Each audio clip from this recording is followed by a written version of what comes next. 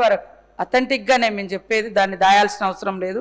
ఉన్న బకాయిలు 5,520 కోట్ల 60 లక్షల రూపాయలు బకాయి ఉంది అధ్యక్ష.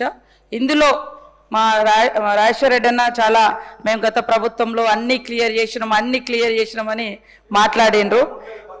అన్న చెప్తున్న 3,000 కాదు, 4,341 కోట్ల 50 లక్షల రూపాయలు మీరు బకాయి పెట్టిపోయినరు.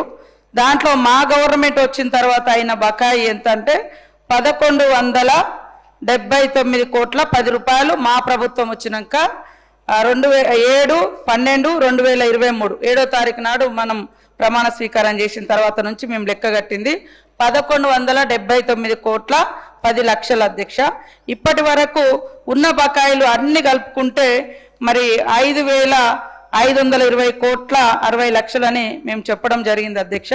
దీంట్లో దాచిపెట్టడానికి ఏం లేదు. వాస్తవంగా మీరు చెప్పినటువంటి బాధలు పిల్లలు గతం నుంచి కూడా ప్రైవేట్ స్కూళ్ళల్లో చదువుకొని, ఇది వాస్తవానికి కాంగ్రెస్ ప్రభుత్వం ఆనాటి స్వర్గీయ రాజశేఖర రెడ్డి గారు తీసుకొచ్చినటువంటి గొప్ప పథకం. ఆ పథకం ద్వారా ఎంతో మంది పేద పిల్లలు కార్పొరేట్ కళాశాలలో కూడా ఉన్నత విద్యను అభ్యసించడం జరిగింది. కానీ గత 10 సంవత్సరాల కాలంలో మీరు సరిగ్గా ఇవ్వక, ఫీజులు కట్టక, సర్టిఫికెట్స్ రాక, వాళ్ళ ఎగ్జామ్స్ ఫర్దర్ స్టడీస్ కానీ లేదా ఎంప్లాయీగా అప్లై ఉద్యోగ నోటిఫికేషన్స్ వచ్చినప్పుడు అప్లికేషన్ పెట్టుకోవడానికి కూడా సర్టిఫికెట్స్ లేక ఇబ్బంది పడ్డ రోజులు కూడా ఉన్నాయి అధ్యక్ష.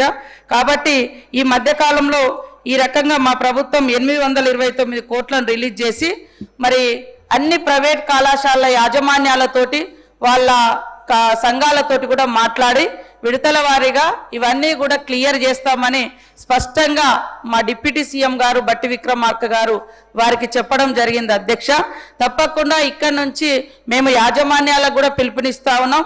మీకు మా డిప్యూటీ సీఎం గారు పిలిచి అష్యూరెన్స్ ఇచ్చారు కాబట్టి ఎట్టి పరిస్థితుల్లో పిల్లల సర్టిఫికెట్లు ఆపకుండా వాళ్ళ ఇవ్వాలని కూడా కోరుతా ఉన్నాం అధ్యక్ష. అదే విధంగా తొందరలోనే, ఎందుకంటే మా యొక్క పథకం ఇది కాంగ్రెస్ ప్రభుత్వం పెట్టినటువంటి పథకం. ఇప్పుడు కూడా మా ప్రభుత్వం ఎడ్యుకేషన్కు మరి ప్రయారిటీ ఇస్తుంది కాబట్టి తొందరలోనే ఈ బకాయిలు చెల్లించే విధంగా మేము చేయడం జరుగుతుంది అధ్యక్ష. ఇందులో 1,200 కోట్ల పైగా టోకెన్స్ రైజ్ అయి ఉన్నాయి. కొన్ని ఇతరత్ర కారణాల రీత్యా ఆగింది. తొందరలోనే క్లియర్ చేస్తామని తెలియజేస్తా ఉన్నాం అధ్యక్ష.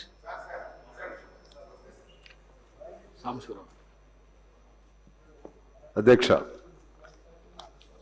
నేను దీనికి సంబంధించి ఒక 3 క్వశ్చన్స్ అంటే ఉప ప్రశ్నలు వేస్తున్నాను. దాని మీద క్లారిటీ ఇస్తే బాగుంటుందనేది నేను కోరుతున్నాను. టోటల్గా ఎంతకాలంలో ఈ బకాయిలు చెల్లించగలుగుతారు? నెంబర్ 1 అంటే ఈ సంవత్సరం మొత్తం చెల్లించగలుగుతారా, లేకపోతే ఎంత సమయం పడుతుంది? రెండోది, ఒకవేళ అది కుదరకపోతే దశల వారీగా చెల్లించాలన్నప్పుడు మొదటి దశ ఎంత చెల్లిస్తారు? 2. మూడోది, ఆ చెల్లించే వాళ్ళల్లో ప్రాధాన్యతలు ఏమిటి? అంటే దానిలో చిన్న చిన్న జూనియర్ కాలేజీలు ఇటువంటివి ఉంటాయి, జూనియర్ డిగ్రీ కాలేజెస్, దానికి సంబంధించిన ప్రాధాన్యతలు. అది మూడోది అధ్యక్ష.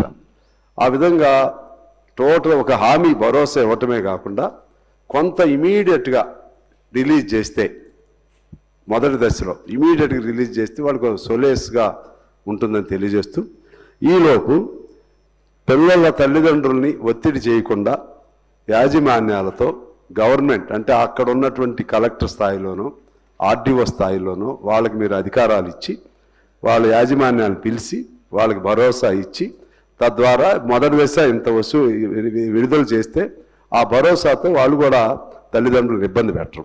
అందుకని ఈ 4 అంశాలని సీతక్క గారు నోట్ చేసుకుని దీనిపైన క్లియర్గా హామీ ఇస్తే రాష్ట్ర వ్యాప్తంగా కూడా యాజమాన్యాలు పిల్లలు పెద్ద రిలీఫ్ ఫీల్ అవుతారని చెప్పి మీ ద్వారా మంత్రి గారికి తెలియజేస్తున్నాను. సీతక్క గారు ఎంతసేపు గత ప్రభుత్వ బకాయిలని మా మీద బుద్ధి చల్లే ప్రయత్నమే చేస్తూ ఉన్నారు అధ్యక్ష. మా రిక్వెస్ట్ ఏంటంటే government is a continuous process. 2014-15లో బీఆర్ఎస్ ప్రభుత్వం వచ్చినాడు. ఇదే కాంగ్రెస్ ప్రభుత్వం మాకు కూడా 2,000 కోట్ల రూపాయల ఫీజు రీఎంబర్స్మెంట్ బకాయిలు మాకు పెట్టిపోయారు. ఆ రోజు 2000 కోట్లు బకాయిలు పెట్టిపోతే మేము ఆ రోజు చెల్లించాం. మేము మీలాగా బకాయిలు పెట్టిపోయారు మేము ఇవ్వము అని అనలేదు అధ్యక్ష. Government is a continuous process అని చెప్పి ఆ రోజు 2000 కోట్ల రూపాయల బకాయిలు బీఆర్ఎస్ ప్రభుత్వం చెల్లించింది. ఇక రెండో విషయం అధ్యక్ష, బీఆర్ఎస్ హయాంలో అసలు ఫీజు రియంబర్స్మెంట్ ఇవ్వనే లేదు, జరగనే లేదు అనేటువంటిది పూర్తిగా సత్యదూరమైనటువంటిది. మేము పెద్ద నోట్ల రద్దు లాంటి ఒక ఆర్థిక మాంద్యాన్ని ఎదుర్కొన్నాము. 2 సంవత్సరాలు కరోనా వల్ల కూడా ఆర్థిక మాంద్యాన్ని ఎదుర్కొన్నాము. అయినప్పటికీ కూడా ఏ సంవత్సరం కూడా 2000 కోట్లకు తగ్గకుండా 9.5 సంవత్సరాల్లో 20,000 కోట్ల రూపాయలు ఫీజు రియంబర్స్మెంట్ బీఆర్ఎస్ హయాంలో చెల్లించాము.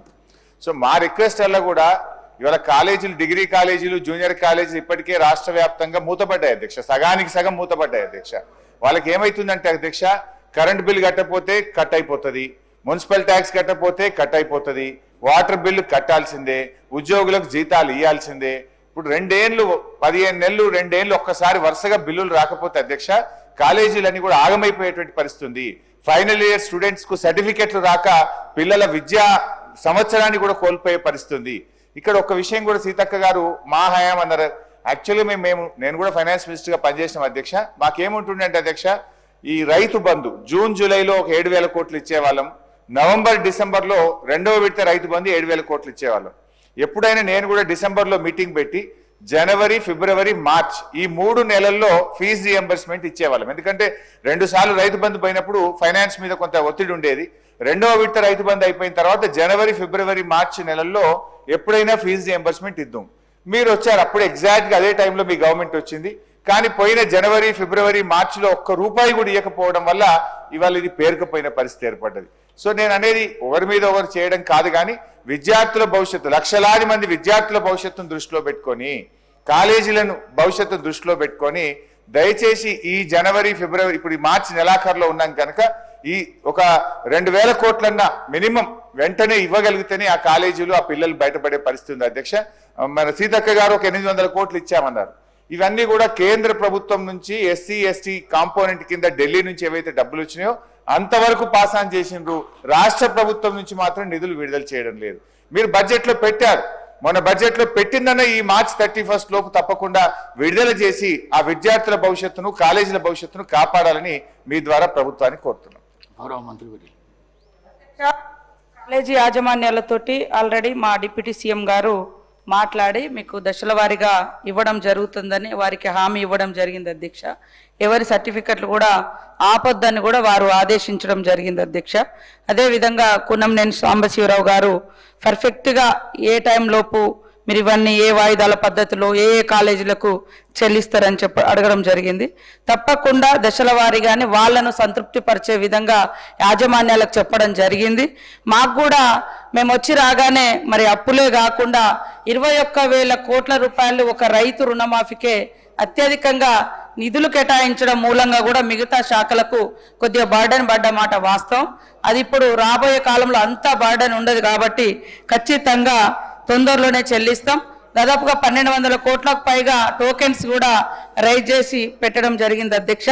మరి గవర్నమెంట్ ఇప్పటి వరకు కూడా 2 దఫాలుగా ఒకసారి 6,565 కోట్ల 55 లక్షలు, ఒకసారి 764 లక్షల 57, ఒకసారి 764 కోట్ల 57 లక్షలు కూడా ఇవ్వడం జరిగింది అధ్యక్ష.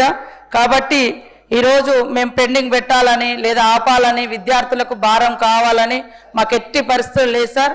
ఈరోజు విద్య అనేది మనకు ఎంతో అవసరం. అవే మన విద్యార్థులే నేటి మన మానవ వనరులు. కాబట్టి ఖచ్చితంగా అవన్నీ క్లియర్ చేసే ప్రయత్నంలోనే కొద్దిగా డిలే అయింది. అందులో కూడా మీరు పెట్టినే మళ్ళీ మీరు పెట్టిరని అంటారు.